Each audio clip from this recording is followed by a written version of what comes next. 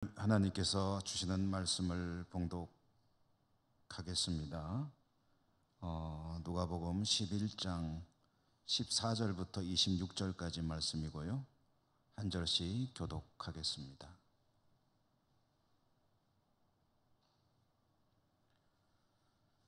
예수께서 한 말 못하게 하는 귀신을 쫓아내시니 귀신이 나가매 말 못하는 사람이 말하는지라 무리들이 놀랍게 여겼으나 그 중에 더러는 말하기를 그가 귀신의 왕 바알세불을 힘입어 귀신을 쫓아낸다 하고, 또 더러는 예수를 시험하여 하늘로부터 오는 표적을 구하니 예수께서 그들의 생각을 아시고 이르시되 스스로 분쟁하는 나라마다 황폐하여지며 스스로 분쟁하는 집은 무너지느니라. 너희 말이 내가 바알세불을 힘입어 귀신을 쫓아낸다 하니 만일 사탄이 스스로 분쟁하면 그의 나라가 어떻게 서겠느냐. 내가 바알세불을 힘입어 귀신을 쫓아내면 너희 아들들은 누구를 힘입어 쫓아내느냐. 그러므로 그들이 너희 재판관이 되리라. 그러나 내가 만일 하나님의 손을 힘입어 귀신을 쫓아낸다면 하나님의 나라가 이미 너희에게 임하였느니라. 강한 자가 무장을 하고 자기 집을 지킬 때에는 그 소유가 안전하되 더 강한 자가 와서 그를 굴복시킬 때에는 그가 믿던 무장을 빼앗고 그의 재물을 나누느니라. 나와 함께하지 아니하는 자는 나와 함께 모으지 아니하는 자는 해치는 자니라. 더러운 귀신이 사람에게서 나갔을 때에 물 없는 곳으로 다니며 쉬기를 구하되 얻지 못하고 이에 이르되 내가 나온 내 집으로 돌아가리라 하고 가서 보니 그 집이 청소되고 수리되었거늘 이에 가서 저보다 더 악한 귀신 7을 데리고 들어가서 거하니 그 사람의 나중 형편이 전보다 더 심하게 되느니라. 아멘. 주님 은혜가 여러분과 함께 하시기를 기원합니다. 신약 성경 읽기 제 43번째 43번째로 오늘 기적과 믿음이라는 제목으로 잠시 말씀을 나누도록 하겠습니다. 앞에 나온 내용을 잠깐 짚어보면 이제 주님께서 갈릴리 사역을 마치고 예루살렘으로 이동하신다. 이제 말하자면 누가복음 전체의 1막, 2막, 3막 중에 2막 이야기다라고 말씀드렸죠. 가시는 도중에 있는 이야기들이 주로 이 2막의 내용을 이룹니다. 그래서 우리가 최근에 본 내용들은 제자들이 주님께 이제 기도를 가르쳐 달라고 했죠. 그러자 주님께서 제자들에게 기도를 가르쳐 주셨는데 그 기도가 바로 주기도문이죠. 주기도에 대해서 여러 가지를 생각해 봤지만 이제 중요한 사실은 주님을 믿는 사람들이 드려야 되는 기도다라는 것이 굉장히 중요한 말씀이라고 전해드렸습니다. 기도의 내용도 중요하지만 그렇게 기도를 해야 한다. 그리고 그 기도를 실천하는 삶을 살아야 한다. 두 번째로는 이제 그 기도의 내용에 관한 말씀이 주기도문이었다고 한다면 어떤 자세로 기도를 해야 하느냐, 어떤 마음가짐을 가지고 기도를 해야 하느냐에 대해서는 기도는 끈질기게 하나님께 간청해야 된다. 이거는 쫄르는 게 아닙니다. 말씀드렸지만 쫄르는 게 아니고 하나님이 그걸 원하신다. 그래서 기도를 우리가 흔히 여러분 대화라고 하잖아요. 하나님은 그 백성과 끊임없이 대화하기를 원하신다. 그게 쉬지 말고 기도하라는 말씀의 핵심입니다. 왜 쉬지 말고 기도하라고 하느냐? 하나님이 그 백성과 계속 대화하기를 원하시기 때문에. 그러니 계속 이야기를 나눠라. 그런 이야기겠죠. 이렇게 기도에 대한 이야기를 우리가 알아보았고요. 오늘 또 이제 받은 이 말씀은 이제 귀신을 쫓아내는 이야기입니다. 주님께서 귀신을 쫓아내신 거죠. 이제 이런 이야기입니다. 한 사람이 말을 못하고 있었는데 언어 장애를 가지고 있는 거죠. 그런데 그 이유가 뭐냐면 말을 못하게 하는 귀신이 그를 붙들고 있었다. 그러니까 이제 어떤 문제가 있으면 그 원인을 제거하면은 문제가 해결되는 거 아닙니까? 주님께서 그 말 못하게 하는 귀신을 그 사람에게서 쫓아내신 겁니다. 그러니까 원인이 제거된 거죠. 그러니까 문제가 해결이 됩니다. 이 사람이 말을 할 수 있게 되었습니다. 이런 일들은 일상적인 일이 아닙니다. 흔히 볼 수 있는 일은 아니죠. 그러므로 우리는 이런 일들을 뭐라고 부르냐면 기적이라고 부르죠. 매일 자주 일어나는 일을 기적이라고 얘기 안 하죠. 정말 있을 수 없는 일이었는데 그런 일이 일어났다 그러면 야, 나에게 기적이 일어났다 이렇게 이야기하지 않습니까? 이 기적을 주위에 있던 사람들이 목격을 했습니다. 목격을 한 사람들 놀랐죠. 그런데 이 기적을 목격한 사람들 중에 이 일을 놓고 엉뚱한 이야기를 하는 사람들이 있었습니다. 이 사람들이 뭐라 그랬냐면 저 사람이, 저 선지자, 나사렛 선지자가 귀신을 쫓아낼 수 있는 것은 귀신의 왕 바알세불로부터 힘을, 능력을 공급받아서 저런 일을 할 수 있는 거다 라고 이야기를 한 겁니다. 그러니까 귀신의 힘을 빌어 귀신을 쫓아낸 거다 라고 주변에 있던 사람 중에 어떤 사람들이 그렇게 주님을 깎아내리는 거죠. 이 사람들이 누굴까? 여러분 누굴 것 같으세요? 성경을 쭉 관심을 가지고 읽어가면서 전체적인 흐름을 안다면은 이 사람들이 누굴지 대략 짐작을 할 수 있습니다. 누구겠습니까? 예수님을 반대하는 사람들이겠죠? 복음서에서 예수님을 반대하는 사람들이 누굽니까? 가장 앞장서서 반대하는 사람들은 대제사장과 장로들과 바리새인과 서기관들, 이 네 종류로 보통 이야기를 하죠. 여기에 이 사람들이 누구였느냐? 예수님의 사역을 안 좋게 폄하하고 또 엉뚱한 걸 끌어다가 깎아내리는 사람들, 이 사람들이 누구냐 하면은요, 바리새인과 서기관들입니다. 어떻게 하느냐?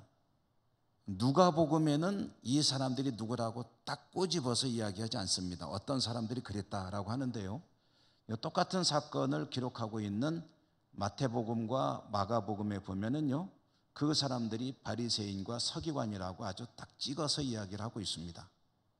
그러니까 우리는 누가복음만 가지고는 이 사람들이 누군지를 추측은 할 수 있죠. 예수님을 반대하는 사람들이겠지 뭐, 그러면 누구겠구나 하고 대답은 대충 나오는데요, 그렇지만 다른 복음서를 참고했더니 마태복음과 마가복음에 딱 꼬집어 이야기하고 있더라. 바리새인과 서기관들이더라 라는 이야기입니다. 그러면 여기서 우리가 이제 좀 궁금해 좀 해야 합니다.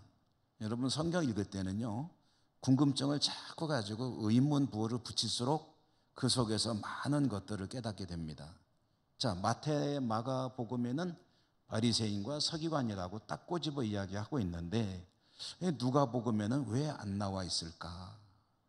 이 말은 다른 말로 바꿔서 질문해 보면 마태복음을 기록한 마태는, 그리고 마가복음을 기록한 마가는 그 사람들이 누구라고 신상을 딱 밝히고 있는데 누가복음을 기록한 누가는 그 사람들이 누구인지 왜 안 밝히고 있는 것일까? 그 이유는 잠시 후에 다른 일을 먼저 좀 알아본 뒤에 여러분에게 말씀을 드리도록 하고요. 우선 이 사건, 이 이야기를 통해서 우리가 제일 먼저 생각해 보는 것은, 주제는 뭐냐 하면은요, 이 기적이라는 것과 믿음이라는 것은 어떤 필연적인 관계를 가진 것이 아니로구나 하는 것을 알 수가 있습니다. 기적과 믿음은 별개의 사실이다.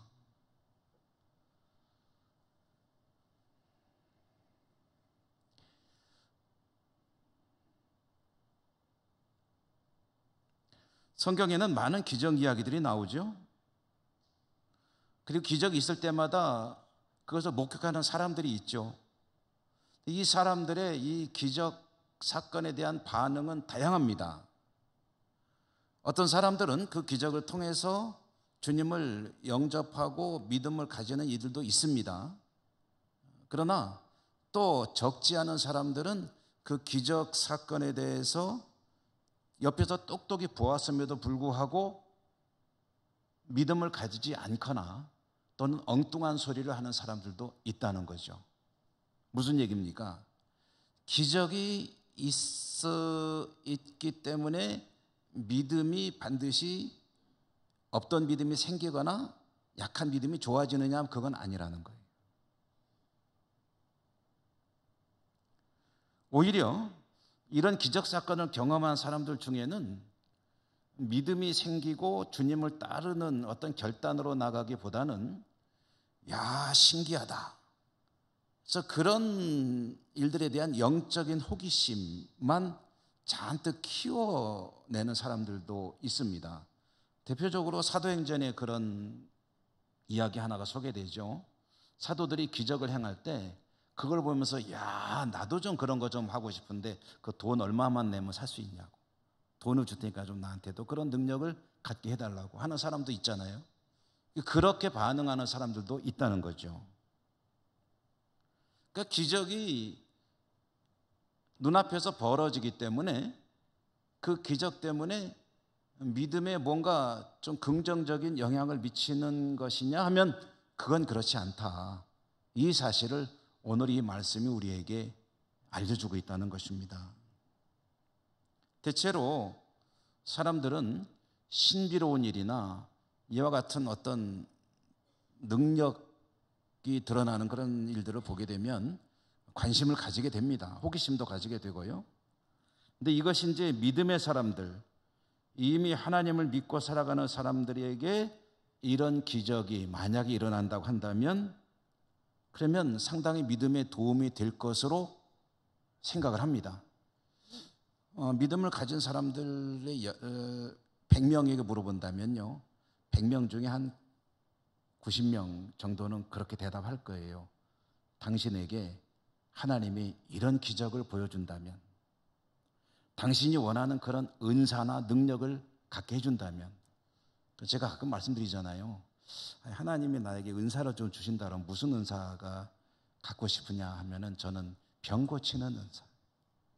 그래서 제가 좀 기도를 하면 우리 아픈 교우들이 좀 안 아프고 몸이 좀 낫고 그랬으면 좋겠어요. 아픈 분들이 너무 많으시니까 병원에 오래 다니고 고생하시고 그런데 주님이 그러신 것처럼 나을지어다 하면은 좀 병도 착 깨끗하게 한 번에 낫기도 하고 그러면 참 좋을 것 같은데, 네, 저는 한때는 그런 은사 좀 주시면 안 될까요? 하고 기도를 한 적도 있지만 그거 그냥 관뒀습니다. 대체로 믿음을 가지고 사는 사람들 마음속에 이런 심리가 들어 있습니다. 만약에 하나님이 나에게 그런 신비한 능력이나 은사를 주신다면, 나에게 하늘에 대해서 천국에 대해서 한번 두루두루 볼 수 있는 그런 경험을 허락해 주신다면, 나에게 뭔가 좀 바울이 그랬듯이 삼층천 구경 좀 한번 볼 수 있는 기회를 주신다면 그럼 믿음 생활 잘할 것 같죠? 잘할 수 있을 것 같죠? 아닌 것처럼 그렇게 쳐다보지만 마시고 솔직히 대답해 보세요. 하나님이 나에게 뭔가 놀라운 일을 경험하게 해주시면 나는 그것 때문에 믿음 생활을 지금보다 훨씬 잘할 거다. 여러분 어떨까요? 정말 그럴까요? 그럴 거라고 생각하십니까? 물론 그럴 수 있을 겁니다. 그러나 반드시 그렇지는 않다는 거죠. 필연적인 관계가 있는 건 아니라는 거죠.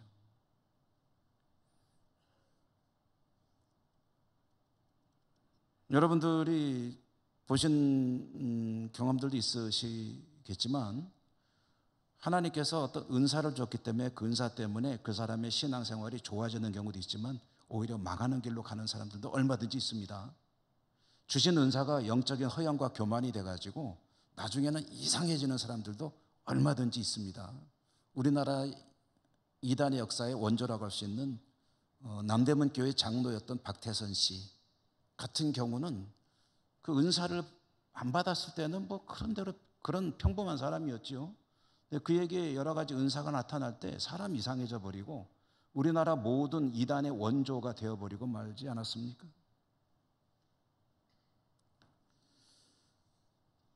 은사나 능력이나 이런 놀라운 경험들이나 이런 것 때문에 믿음이 좋아질 수도 있지만 아닐 수도 있고 급격하게 신앙의 큰 변화와 성장이 있을 수도 있지만 아예 망하는 길로 갈 수도 있다.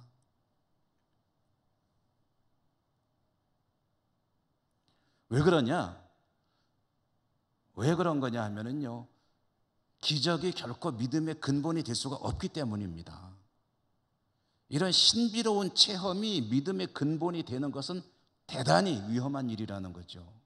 그런 거를 믿음의 바탕으로 삼으려 한다면은 그런데 그 사람의 신앙 자체가 말하자면은 모래 위에 쌓은 집과 같을 수가 있다는 거죠. 위험합니다. 그게 신앙의 다라고 생각하거든요. 근데 신앙의 중심은 그게 아니에요. 기적이니 무슨 놀라운 능력이 이런 것들은 가끔 때를 따라 필요할 때 하나님 보여주시는 일종의 촉매는 될 수 있을지 모르겠어요. 나 그게 믿음의 근간이 되거나 근본이 되어버리는 것은 대단히 곤란한 일이다. 그렇게 생각하면 곤란합니다. 그래서 그런 일이 있다는데 쫓아다니는 거 좋아하시는 분들 조심해야 돼요. 믿음의 근본은 뭐냐? 하나님의 말씀입니다. 성경입니다. 하나님의 말씀을, 기록된 하나님의 말씀을 읽고 그 말씀을 듣고 들은 그 말씀이 하나님의 음성이라고 인정하고 하나님의 말씀이심으로 내가 이 말씀에 순종하며 살아야지라고 결단하고, 때로는 의심이 들죠. 사람이니까. 때로는 답답하게 느껴지죠. 시원하게 한 방에 끝냈으면 좋겠는데. 그렇지만 이 말씀에 따라서 이것이 하나님의 말씀을 믿고 꾸준히 견디고 인내하며 믿음을 키워나갈 때 그 믿음이 단단한, 켜가 단단히 쌓이는 그런 진짜 믿음이 되는 것이다. 말씀이 기본입니다. 무슨 신비하거나 신기하거나 또는 능력이라거나 이런 것은 하나의 말하자면 사이드 메뉴예요. 사이드 메뉴.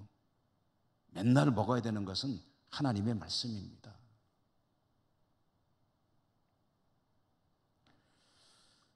오늘 이야기 속에 참 많은 그런 메시지들이 들어있는데요. 또 한 가지 말씀을 통해 들어야 될 이야기를 찾아보면은요,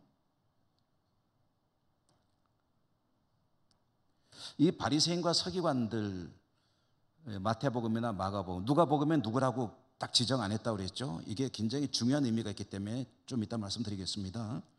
어쨌든 어떤 사람들이 주님께서 하신 이 귀신 쫓아내는 사역을 놓고, 야, 저 작자가 말이야, 저게 귀신의 대왕, 바알세불은 귀신의 최고 높은 귀신을 가리키는 용어입니다. 그래서 바알세불의 힘을 힘입어서 졸개 귀신을 쫓아낸 거다. 귀신의 왕이 도와줬기 때문에 그 밑에 있는 귀신을 쫓아낼 수 있게 된 것이다 라고 말을 했는데요.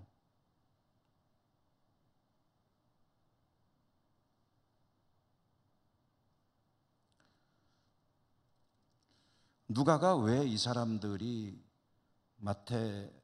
마태복음이나 마가복음에는 정확히 나와 있는데 왜 안 밝히고 있는지를 먼저 좀 말씀을 드리는 게 낫겠네요. 왜 누가는 바리새인과 서기관들이 그렇게 말했다라고 안 하고 어떤 사람들이라고 말했을까요? 거기에는 어떤 의미가 들어있는 거겠죠. 누가는 이 사람들이 누구인지를 몰라서 어떤 사람들이라고 했을까 하면 그건 아닙니다. 누가도 잘 압니다. 이 사람들이 누군지. 왜냐하면요, 여러분, 우리가 복음서가 네 가지가 있잖아요. 네 권. 마태복음, 마가복음. 제가 몰라서 이런 거라고 생각하지 않으시죠? 그 다음에는 누가복음, 요한복음. 이렇게 해서 또 생각 안 날 때 넘어가는 수도 있습니다. 마태, 마가, 누가, 요한 이 네 권의 복음서가 있는데 이 중에 제일 먼저 기록된 복음서가 뭔 것 같으세요? 그런 거 공부하셨죠? 가끔. 이게 동시에 기록된 게 아닙니다. 복음서는 기록된 순서가 있습니다. 제일 먼저 쓰여져서 교회에 전해진 복음서들이 있다는 거죠. 그게 뭐냐면은 지금까지 알려진 바로는 마가복음입니다. 마가복음이 제일 먼저 기록됐어요. 마가라고 하는 사람이 기록한 마가복음이 있고 그 뒤에 이제 마태와 누가는 누가 먼저 기록됐는지는 뭐 정확하지는 않습니다. 맨 나중에 요한복음이 기록이 됐습니다. 그런데 마태와 누가가 복음서를 자기들 나름대로 하나님의 영감을 받아서 기록할 때에 그냥 아무것도 없이 써내려갔느냐 하면 그런 건 아니에요.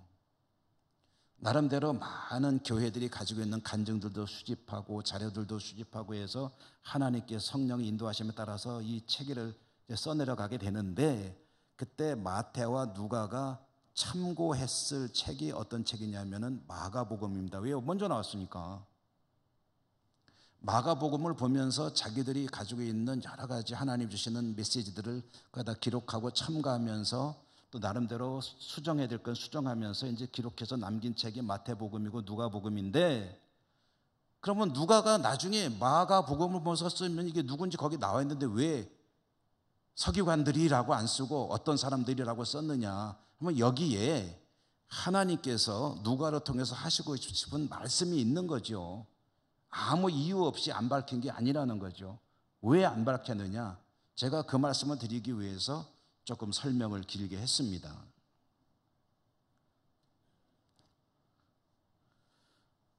마태, 마가는 알지만 누가는 몰라서 그랬느냐? 아니라는 거죠. 그러면은 누가는 왜 어떤 사람들이라고 했느냐 하면은 이런 의미가 들어 있습니다. 바리새인과 서기관들이 예수님이 귀신 쫓아낸 것을 귀신의 왕이 도와줘서 그런 것이다라고 깎아내렸을 때 그 말을 한 사람이 바리새인과 서기관뿐 아니라 다른 사람들도 있다는 것을 이 말씀이 포함하고 있는 것이다. 무슨 말씀인지 이해되시나요? 거기에는 주님 제자들도 있잖아요. 여러 사람들이 있습니다. 많은 사람들이 100명 있다고 하십시다. 예를 들어서. 그럼 제자들이 한 12제자를 비롯해서 한 20, 30명 정도 예수님을 따르는 이들이 있다고 하십시다. 바리새인과 서기관들이 한 10명 있다고 하십시다. 그러면 한 70명 정도가 다른 사람들도 있잖아요. 그러면은 바리새인과 서기관들이 저 작자가, 저 나사렛 선지자가 귀신을 쫓아낸 것은 귀신의 왕의 힘을 빌려서 쫓아낸 것이다 라고 말할 때 그런 생각을 하는 사람이 바리새인과 서기관만 있느냐? 아니라는 거예요. 또 다른 사람들도 그런 생각을 가진 사람들이 있기 때문에 바리새인과 서기관이 그랬다고 하지 않고 어떤 사람들이 라고 그 범위를 넓혀놨다는 그런 이야기입니다. 그러면은 누가를 통해서 하나님이 무슨 말씀을 하시고 싶은 거예요? 바리새인과 서기관뿐 아니라 누구든지 그런 생각을 할 수 있다라는 그런 의미로 이 말씀을 쓰게 하신 거라는 거죠. 자, 여러분, 거기에 있던 어떤 사람들, 바리새인과 서기관 말고 어떤 사람들이 누구라고 딱 꼬집어 이야기하지는 못하지만 몇 명이라고 말하지도 못하지만 그 한 명이라도 있을 수 있고 10명일 수도 있고 20명일 수도 있어요. 그런 사람들이 바리새인과 서기관들이 저 귀신의 왕의 힘을 힘입어서 저런 뭔가 좀 신기한 일을 하고 있네라고 말할 때 맞아 그런 것 같아 라고 동조했던 사람들이 있다는 거죠. 그러니까 입국 다물고 침묵하고 있다고 그래서 그게 찬성하는 것도 아니고 반대하는 것도 아닌 겁니다. 침묵하는 다수들, 침묵을 지킨다고 해서 동조하거나 지지하는 것도 아니고 반대하는 것도 아니다. 그 사람들의 생각은 알 수가 없다. 그러나 침묵하는 것이 곧 찬성하는 것은 아니다. 아무 소리 안 하고 있지만 사실은 속으로는 반대하는 이들이 있다. 오늘날 교회에서도 그렇습니다. 여러분, 교회에 어떤 일이든 드러내놓고 반대하지 않는 것이 찬성하는 것은 아닙니다. 아무런 이야기 하지 않는다고 해서 불만이 없는 것도 아닙니다. 그저 말 안 하고 표시 안 하고 있을 뿐이죠. 주님 시대에도 그랬습니다. 오늘날도 그렇고 주님 다시 오실 때까지 그럴 겁니다. 사람들의 생각은 다양합니다. 침묵하는 다수,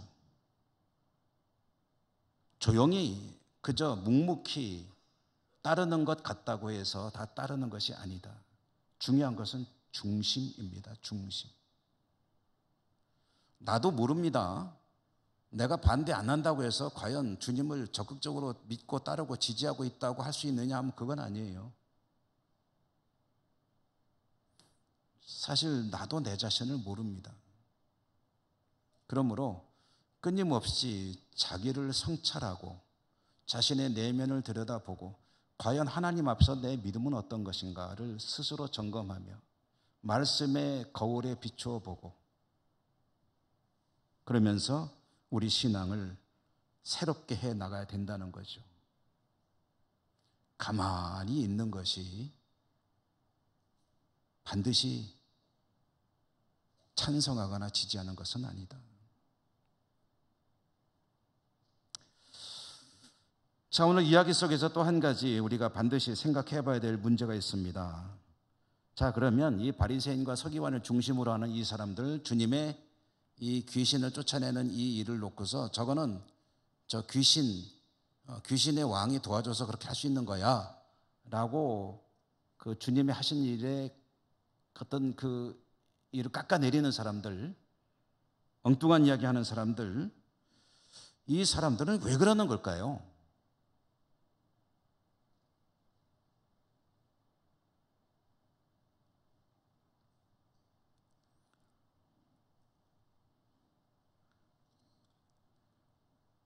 정말 그들은 나사렛 선지자가 귀신을 쫓아내는 것이 귀신의 힘을 빌어서 그런 것이라고 믿기 때문에 이렇게 말을 하는 걸까요?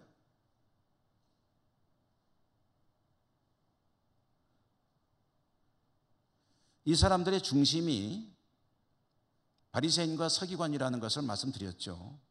그럼 이 사람들의 그 신분을 통해서 그 이유를 추측해 볼 수가 있습니다. 바리새인과 서기관들이 뭐 하는 사람들이죠? 이 사람들은 종교인들입니다. 하나님을 섬기는 것이 자기 일인 사람들입니다.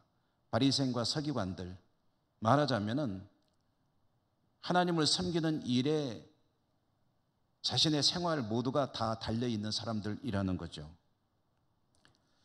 이들은 종교인의 한 사람으로서 주님이 귀신을 쫓아내는 이 사실 자체는 부인하지 않습니다. 저 사람이 귀신을 쫓아낸 것은 맞다는 거예요. 저 사람이 한 일이라는 거예요. 그런데 귀신을 쫓아낼 수 있는 능력이 누구로부터 온 것이냐에 대해서는 엉뚱한 데다가 그 원인을 돌리는 거예요. 어디로 돌렸죠? 귀신 대왕으로부터 힘을 받았다. 그래서 귀신을 쫓아내는 것이다. 대왕이 도와주니까 졸개는 쫓아낼 수 있는 거 아니냐. 말하자면 암행어사 같이. 문제는 이 사람들이 왜 그러느냐는 것을 우리가 알아야 된다는 거죠. 왜 그러느냐. 여러분, 그 이유는요, 그들도 하나님을 섬기는 사람들이기 때문입니다. 주님이 하나님의 일을, 천국 복음을 이 땅에서 선포하시는 하나님의 일을 하는 사람이듯이 그들도 여호와 하나님의 일을 하는 사람들이라는 사실, 그게 가장 중요한 원인입니다. 이해가 안 되십니까? 같이 하나님 믿는 사람끼리 왜? 혹시 이런 질문이 떠오르십니까? 그게 원인이에요. 그들도 하나님을 섬기는 사람들인데 나사렛 선지자 예수에게 지고 싶지 않기 때문입니다. 열등감을 느끼는 거죠. 여러분 많이 들어보시잖아요. 유대인들 그 중에서도 율법 신앙 그 중심은 바리새인과 서기관들이거든요. 이 바리새인과 서기관들이 하나님의 율법을 자기들 나름대로 조금 변질이 돼서 그렇지 하나님의 율법을 지키는 일에 얼마나 최선을 다하고 말하자면은 목숨을 걸고 지켰는가 하는 것은 우리가 너무 익숙하게 잘 알고 있는 사실들 아닙니까? 그들은 차라리 죽을지언정 목숨을 내어놓을지언정 율법을 어기지는 않겠다는 열정을 가진 사람들이었습니다. 물론 개인차는 있겠지만 바리새인 서기관 하면은 그런 이미지를 가지고 있는 사람들입니다.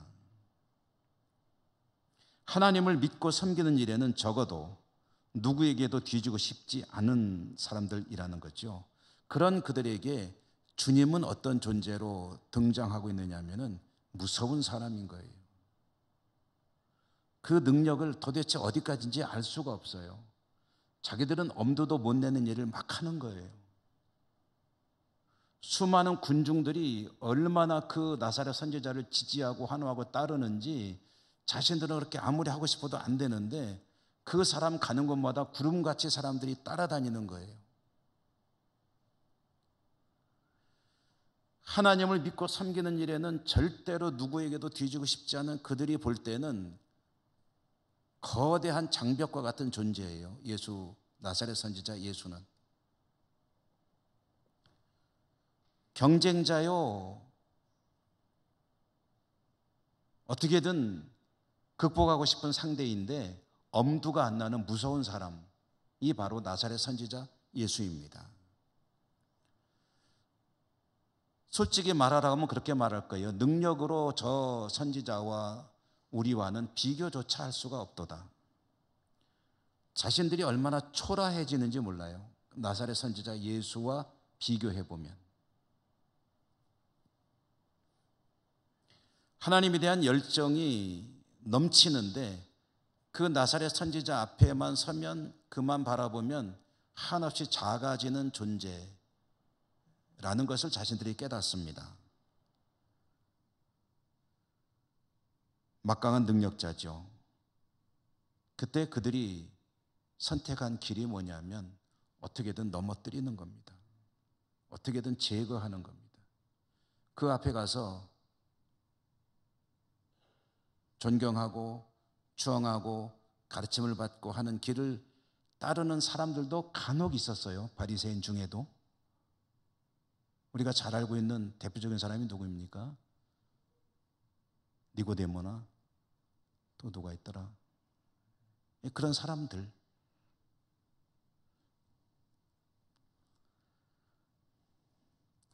이 사람들은 고의일 수도 있고요. 그런 악한 생각을 고의로 가지지는 않았을지 모르겠지만 자신도 모르는 사이에 나사렛 선지자 예수를 어떻게든 깎아내리고 싶습니다.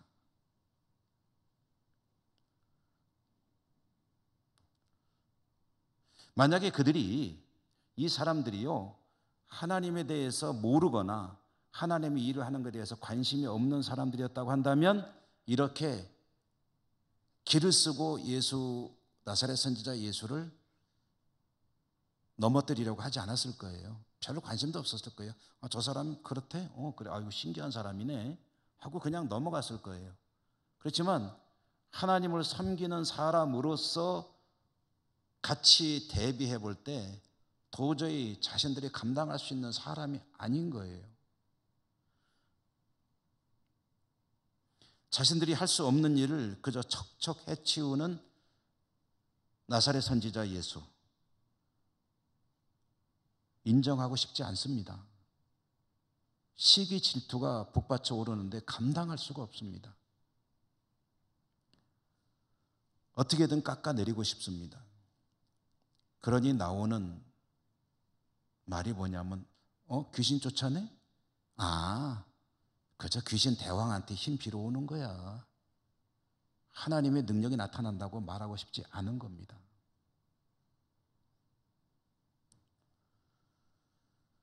여러분, 사람이 사는 사회는 어디나 이런 일이 벌어지죠. 과거에도 벌어져 왔고 지금도 벌어지고 있고 앞으로도 또 벌어질 겁니다. 그건 어쩔 수 없습니다. 사람들은 계속해서 누군가와 비교하고 열등감을 가지고, 그리고 때로는 자신도 모르게 상대방을 비방하고 깎아내리고 싶어 하고, 그러면서 나아가 높아진다고 생각하기 때문에 그런 일을 하곤 합니다. 이것은 너나 가릴 것 없이 누구에게나 이런 심리가 들어 있습니다. 그렇지만 이런 일들이 최소화돼야 되는 그런 곳이 있죠. 어디입니까? 교회 공동체입니다. 교회 공동체에서는 이런 일이 없을 수는 없을 거예요. 그렇지만 어떻게든 최소화돼야 되는 것이 바로 교회죠.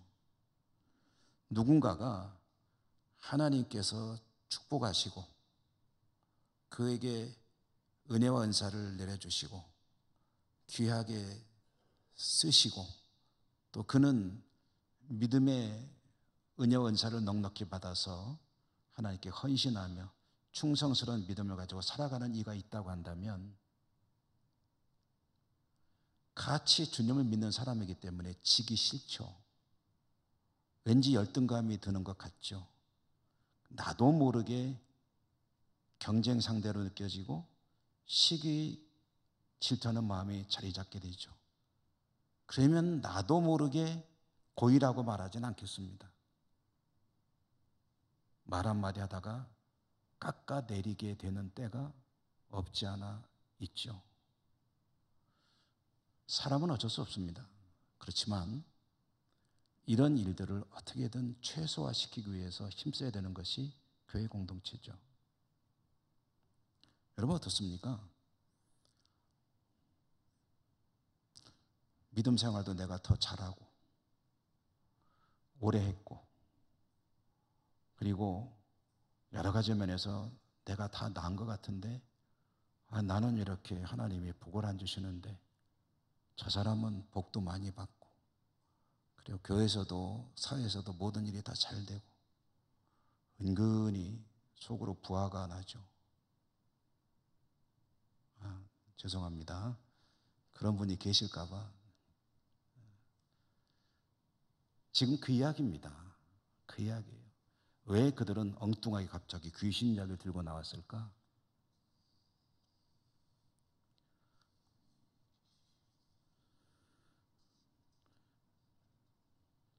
저도 여러분도 이렇게 비교하면서 스스로 열등감에 빠져서 누군가를 부정적인 어떤 시각으로 바라보고 깎아내리거나 하는 일이 우리에게는 드러나지 않도록 스스로의 믿음을 지키는 것이 너무 중요한 일입니다.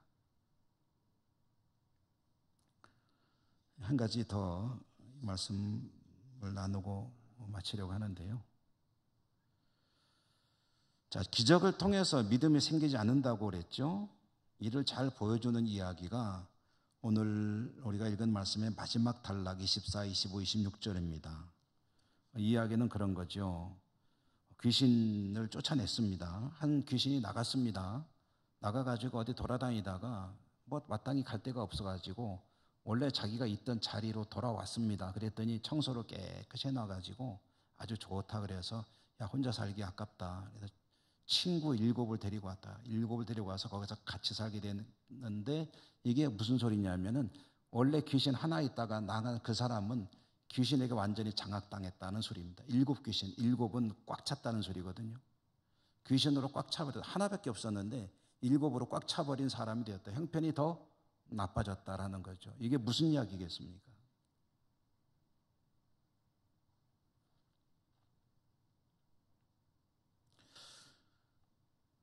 그냥 이 이야기는 우리에게 한번 그대로 적용해 보죠. 어떤 문제가 있었는데 해결이 됐다고 하십시다. 여러분 지금 문제들이 다 있잖아요. 해결이 됐다고 하십시다. 그래서 하나님의 은혜와 도우심으로 문제가 해결이 되어서 그런 경험을 하게 되었을 때 그것 때문에 믿음이 좋아질 수도 있겠죠. 건강의 문제가 해결이 됐다거나 경제적인 문제가 해결이 됐다거나 또는 어떤 자녀의 문제가 해결이 됐다거나 문제 해결이 되었죠. 하나님의 도우심이라고 스스로 간증도 합니다. 와, 하나님께서 은혜를 주셔가지고 그 문제가 이렇게 해결이 됐어 라고 이야기도 하죠. 그런데 그렇게 하나님의 도우심으로 문제가 해결이 되면은 그러면 그의 신앙이 또한 어떻게 되어야 하느냐라는 거죠. 여러분, 그런 경험을 하게 되고 간증을 가지게 되면 그 뒤에는 하나님 앞에 더 뜨거운 신앙과 믿음으로 헌신과 충성의 삶을 살아야 하는 게 맞죠. 그렇지 않습니까? 하나님 문제로 건강 문제 해결이 됐어요. 경제 문제 해결이 됐어요. 자녀 문제 해결이 됐어요. 그러면 어떻게 해야 됩니까? 그것을 간직하고 하나님께 더 감사와 찬양과 영광을 올려드리는 믿음의 삶을 살아야 되죠. 근데 그런 분들도 있지만 그렇지 않은 이들도 있다는 거죠. 오늘 이거 그렇지 않은 이들 이야기입니다. 예를 들어서 경제 문제를 한번 이야기해 볼까요? 경제적으로 몹시 어려움을 겪었다. 사업이 그냥 굉장히 힘들어가지고 하나님께 날마다 나와서 기도했습니다. 하나님, 은행 대출이 안 돼가지고 막혀가지고 저 망하겠습니다. 곧 큰일 납니다. 일주일 지나면 부도 납니다. 어떻게든 좀 도와주십시오. 하고서 하나님께 새벽마다 나와서 울면서 간절하게 기도를 했는데 정말 하나님께서 정말 쉽게 생각보다도 뜻하지 않은 방법으로 길을 열어주셔서 문제가 해결이 되더니 사업이 승승장구해서 크게 성공을 거두게 되었다. 그런 분들 저는 지금까지 목회하면서 많이라고 말할 수는 없지만 여럿 보았습니다. 그런데 그렇게 하나님께서 도와주셔서 사업이 일어서게 됐으면 그럼 어떻게 해야 됩니까? 여러분 어떻게 해야 되죠? 그게 계기가 돼서 믿음 생활을 더 뜨겁게 해야 되겠죠. 그런데 위기가 넘어가게 되면은 기도 생활이 줄어듭니다. 헌신이 줄어듭니다. 잘 드리던 예배가 어느 날부터 소홀해지기 시작합니다. 아니, 다 그렇다는 게 아니고 그런 이가 있다는 거예요. 그러면서 참 뭐라고 얘기하면은 얘기하기 어려워요. 화내고 아예 교회 안 나올까 봐. 우리 교회 얘기 아니고요. 옛날 얘기입니다. 옛날 얘기. 혹시라도 좀 비교적 완곡하게 권고를 하면은 글쎄 요새 말이죠. 제가 너무 바빠서 정신이 없어요. 너무 바빠서 예배 드리는 게 쉽지가 않아요. 너무 바빠서 봉사할 시간이 없어요. 이 사업이라는 게 때가 있어가지고요. 이 때를 놓치면 안 되거든요.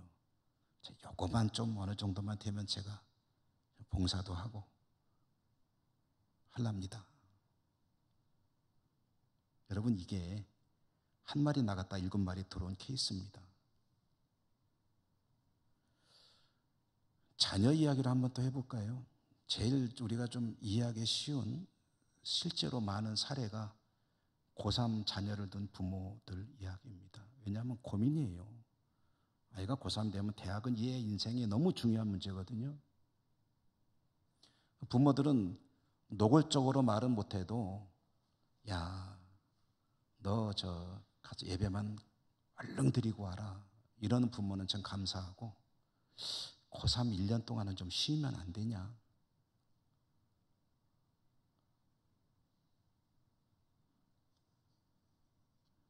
너 가고 싶은 학교 들어가야 될 거 아니야. 마음이 중요하지. 그렇게 해서 여러분 고3 시절에 공부 열심히 해가지고 아이가 원하는 학교 들어갔다고 합시다. 그게 아이한테 좋은 일일까요? 아이한테 좋은 거라고 생각하십니까? 원하는 대학만 들어가면 되는 겁니까?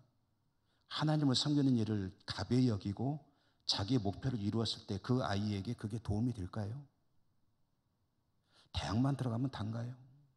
그건 아니잖아요. 아이의 인생에 가장 중요한 게 뭡니까? 어떤 시험을 통과하는 게 아니잖아요. 그 아이가 과연 하나님을 마음속에 간직하고 믿음을 가지고 살아갈 수 있느냐, 이게 더 중요한 거 아닙니까? 만약에 아이가 혹시 그렇게 말하면, 믿음을 가진 부모라면 이렇게 지도해 줘야 되는 거 아닌가요?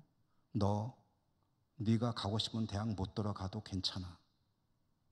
하나님을 섬기는 일을 소홀히 하면 안 돼. 왜냐? 대학보다 하나님이 더 중요하니까. 아이 마음속에요, 그거 심어주면 안 돼요. 야, 급한 일 있을 때는 예배하는 거 좀 뒤로 미뤄도 되는구나. 바쁠 때는 교회 좀 쉬어도 되는구나. 그래도 내 인생에 별 문제 없구나. 이런, 말하자면 경험을 갖게 해주는 거잖아요. 아이가 나중에 살아가면서 급하고 중요한 일이 있을 때 하나님 잠깐만요 하는 일을 할 수 있는 소지를 심어주는 거 아닐까요?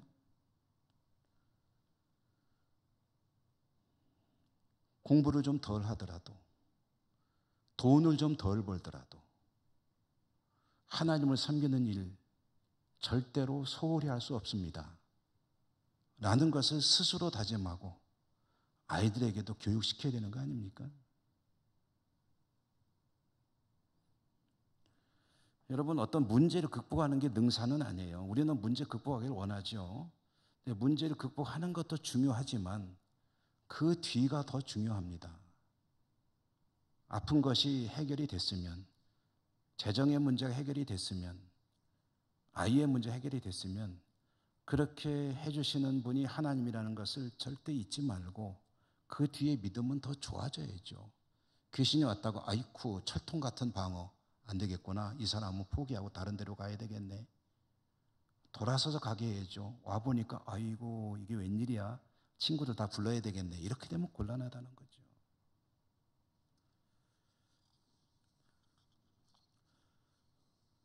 여러분, 주님 은혜를 경험할 때마다 저도 여러분도 믿음에 큰 진보가 있기를 주님 이름으로 축복합니다. 은혜로우신 하나님 감사합니다. 오늘도 주님께서 귀신 쫓는 이야기를 통해서 들려주시는 여러 가지 말씀을 들었습니다. 저희들 마음속에 와닿는 이야기들 잘 기억하고 간직하고 하나님 앞에 믿음으로 승리하는 모두가 될 수 있도록 도우시고 축복해 주옵소서. 예수님 이름으로 감사하고 기도드립니다. 아멘.